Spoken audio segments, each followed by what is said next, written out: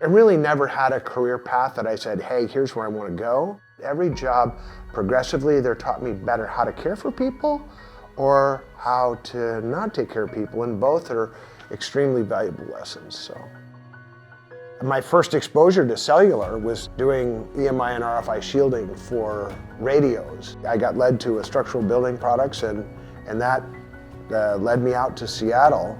My son, my partner Ryan, got into the trade of cell towers, and I went out to his job site. And that night at dinner when I got home, he said, hey man, you gotta quit your job. And I'm like, why? Why would I quit my job? I like what I do, they pay me well.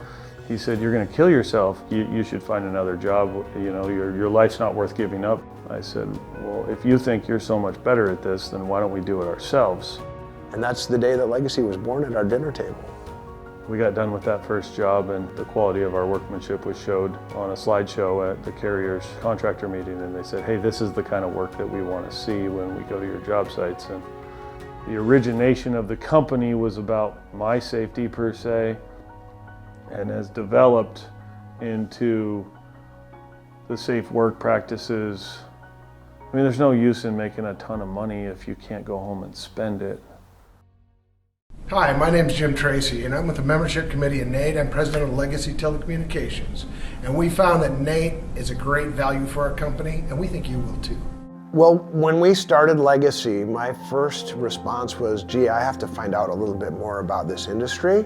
The first check we cut was to NATE. I kept getting encouraged from really the founders of NATE that I should get involved, and they valued the business experience that I had from other industries, and so they kind of drew me in. The stuff that Jim's been involved with has been taking homegrown beliefs that we hold here at Legacy true to our heart and just sharing those with the world. I was able to serve as the vice chair under Pat Sipo. I got to hang out with Bill Carlson, who's also a member of the Hall of Fame, and an incredible volunteer board who all of them deserve to be sitting in the chair that I am today. Our folks are amazing. They're physically capable, they're smarter than we are. They go out in the field and they do things that other people can't do or don't want to or are physically incapable of. And they do it with a laptop or with a piece of expensive sweep gear, 150, 200 feet in the air, and they usually hit the ground and they're smiling. And because they do it in all types of weather. Our people are amazing.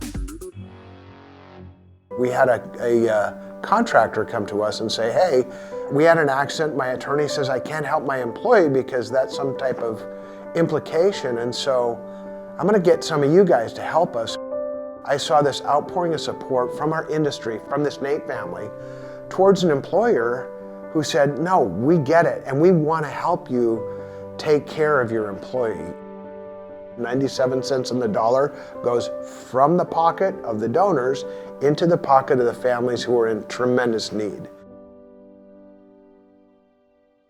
Part of the motivation behind Jim getting involved in the NWSA was to make this industry more professional.